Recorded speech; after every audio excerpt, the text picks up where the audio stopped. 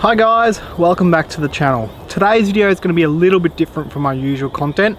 It's more of a tips and tricks type video. I'm doing that just to answer some of the questions that I've been getting on my photography and how I go about taking some of the images that I get. The first question I wanted to address was the most common that I get from Sony users, and that is, which body do I prefer to use during wildlife photography? Now, I actually don't have a preference for what body I use. I see the camera bodies as a tool, and each tool has a different use depending on the job that I'm trying to do. Now, I carry two bodies with me at all times. One is the Sony a7R IV and the other is my A9. They're very different cameras.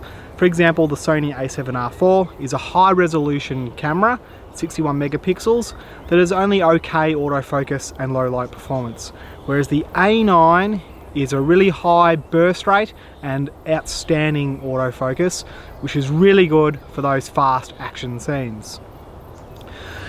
Usually when I go out to shoot, I'm going out with a fairly specific purpose in mind. I'm usually trying to target a species. And so I have a little bit of a preconceived idea in my head of the setup that I'm going to use on that day.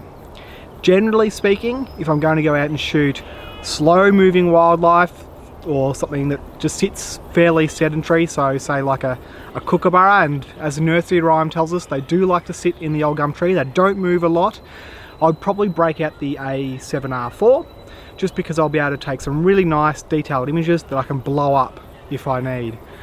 Whereas if I'm going out and taking photos of something that's fast moving and darting around a lot, something like a small honey eater, then I'll probably use the A9 just because of the improved autofocus and burst speed that I can get when I'm taking photos with that body. In saying that though, those observations are fairly fluid. I tend to swap and change depending on the situation, and I don't like to stick to any hard and fast rules, and I will use either body in different situations if the need arises, and I don't have the time to basically swap over the camera bodies. So I hope that answers that question for some of the Sony users out there. The plan for the rest of today is to head off and find some birds. I'm just going to take you through step by step what my process is to making some images. Alright, let's head off and see what we can find.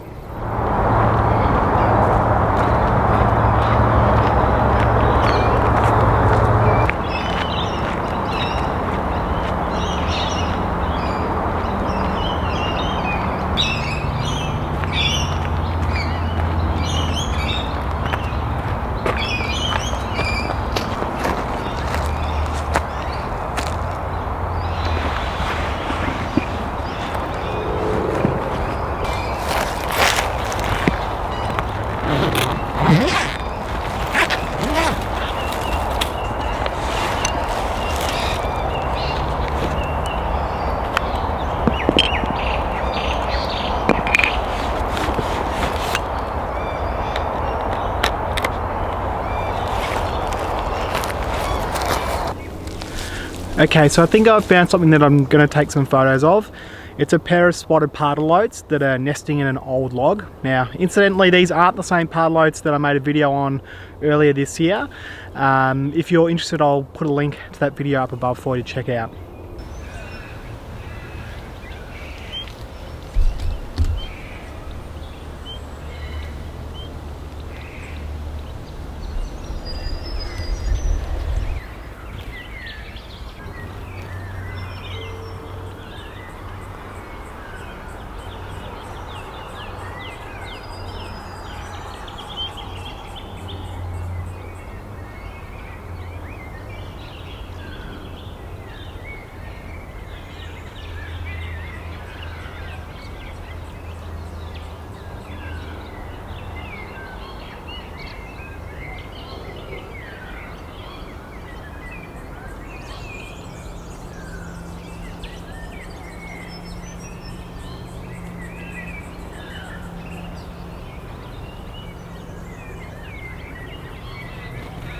Okay, so I'm just going to quickly run you through my basic setup.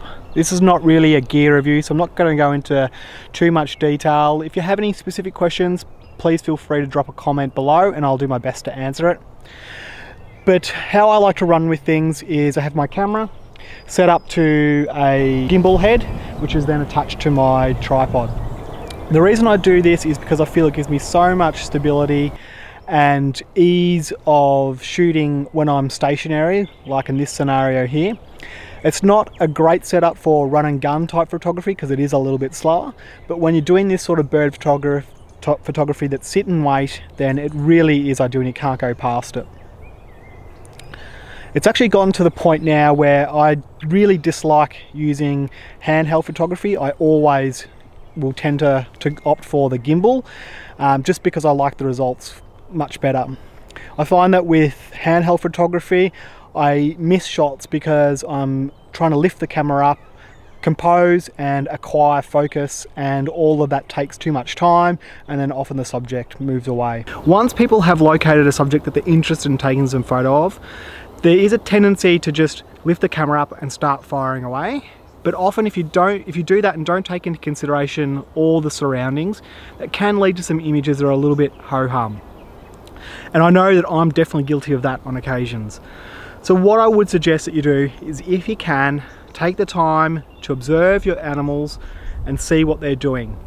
Quite frequently, especially with birds, they'll have preferred perches that they like to come to and from. Now in this instance, the pardalotes are using two different perches. There's one that's higher up, which is not ideal. There's one lower down, which is about eye level, that if I set it up correctly, we should be able to take some really nice photos with. Okay, now that we've located the birds and we've identified the perches that they're preferring to use, our next step is to take a little bit of time and make sure that we have a nice clear background. This can be the difference between taking an average photo and a really good one. The idea here is to get good separation from our subject and the background, so try and have that background as far away as possible and uncluttered. Taking this bit of extra time will really make a huge difference to the photos that you're able to take.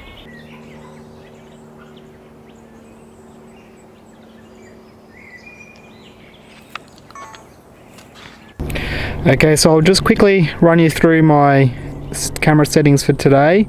It's a little bit of a gloomy day, the lighting's not fantastic, so I've had to boost my ISO up to about 2000. I'm running at 1/680 of a second, and at the lowest aperture that this lens will let me go to, which is 6.3. So that should be enough to freeze the action from these little pardalotes. If I have to, I will increase my shutter speed a bit more and bump the ISO, but we'll see how that goes to start off with. Now, as far as actually shooting the pardalotes go, I'm going to do something that a lot of photographers would say is sacrilegious, and that is I'm going to do a bit of spray and pray. I'm going to do that today because the pardalotes do move around a fair bit, especially their little heads, and that's really the only way that I'm going to be able to freeze them and get the image that I want.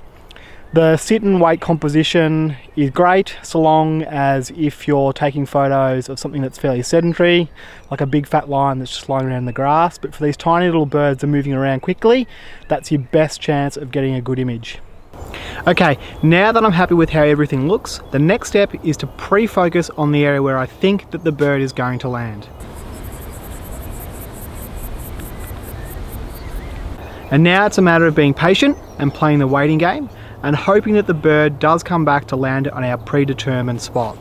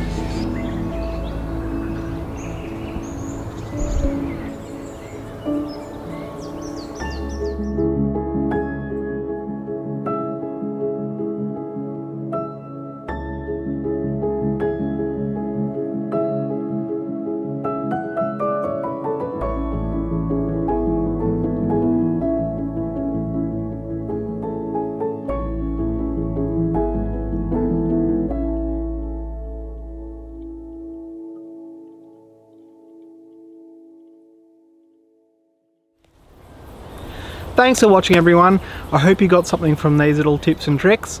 I look forward to seeing you on the channel very soon.